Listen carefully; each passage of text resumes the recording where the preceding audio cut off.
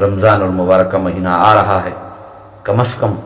قرآن پاک کو سمجھیں، رمضان کے جو احکام ہیں، رمضان کے جو خاص عبادتیں ہیں، جیسے کہ مالدار ہیں تو وہ زکوٰۃ کی ترتیب بنائیں، غریب غرباؤں کو پہچان کر اللہ کی دی ہوئی جو روزی ہے، جو مال ہے، جو دولت ہے، اس میں سے زکوٰۃ کی شکل میں نکال کر ان غریب غرباؤں کے گھر تک پہنچائیں جن کے گھر میں کمانے والے نہیں ہیں یا کمانے والے کمزور ہیں۔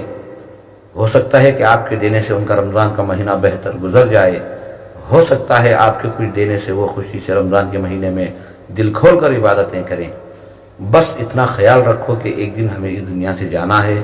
جو ہم نے اپنے ہاتھوں سے جو نیکی کمائی ہے وہی ہمارا اصل سرمایہ ہے۔ اللہ سے دعا کرو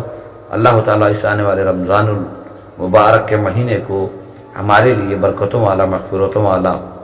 بنائے، اور جہاں تک ہو سکے ہمارے درمیان ہمارے ماتحت جو لوگ ہم سے کمزور ہیں تو ان پر